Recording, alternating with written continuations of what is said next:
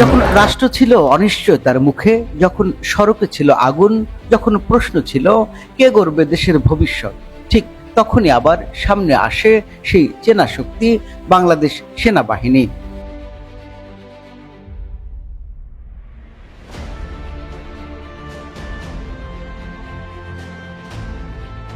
5 August 2024, দেশ জুড়ে অস্থিরতা, রাজনৈতিক শূন্যতা আর জনমানসে এক ধরনের বিক্ষীণতা।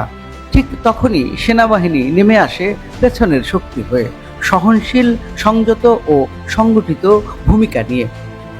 এই সংকটকালেই নীরব অথচ দৃঢ় পদক্ষেপে মাঠে নামে বাংলাদেশ সেনাবাহিনী।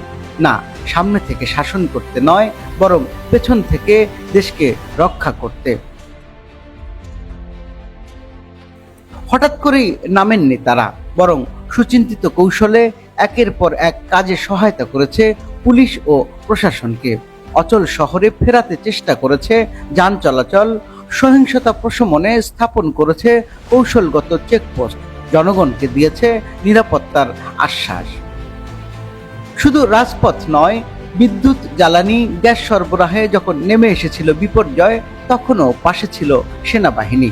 চট্টগ্রাম ও খুলনাতে ঘূর্ণিঝড়ের পর দুর্যোগ ব্যবস্থাপনায়, রাজধানীতে পানিবদ্ধতা মোকাবেলায়, সীমান্ত এলাকায় অস্ত্র ও চোরাচালান রোধে নিয়োজিত ছিল তাদের বিশেষ টিম।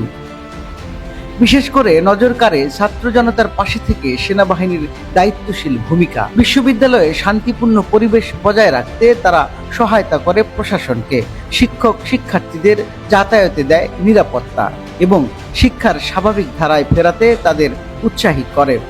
যেখানে দ্রব্যমূল্য বেড়েছে লাগামহীন, সেখানেও সেনাবাহিনী নজরদারি চালিয়ে বাজার ব্যবস্থাকে স্বাভাবিক রাখার চেষ্টা করে। একাধিক শহরে সেনা সদস্যরা উপস্থিত থেকে ব্যবসায়ীদের সঙ্গে কথা বলেন, গুদাম তদারক করেন, কিছু এলাকায় চালু করেন ভ্রাম্যমাণ খাদ্য বিতরণ কেন্দ্র। মানবিক সহায়তাও তারা পিছিয়ে নেই, বরং কোথাও মা হারানো শিশু, কোথাও ক্ষুধার্ত পরিবার, সবার পাশে নির্ভরতার প্রতীক হয়ে দাঁড়িয়েছে সেনাবাহিনী। মেডিকেল ক্যাম্প ও সাইকোলজিক্যাল কাউন্সিলিং এবং জরুরি রিলিফ কার্যক্রমে তারাই ছিলেন প্রধান চালিকা শক্তি। এমন এক সময়েও সেনাবাহিনী নিজের সীমা জানে। তারা ক্ষমতা নেয়নি, দাবি করেননি রাজনৈতিক কর্তৃত্ব, বরং শিখিয়েছেন পেশাদারিত্ব, সংযম ও জাতীয় দায়িত্ববোধ। এটাই বাংলাদেশ সেনাবাহিনীর পরিচয়। শুধু যুদ্ধের নয়, শান্তির সৈনিক। শুধু নিরাপত্তার নয়, রাষ্ট্রীয় স্থিতির প্রতীক। এখন এই পর্যন্তই। দেখতে থাকুন বাংলাদেশ রিপোর্ট। লাইক করুন এবং শেয়ার করুন।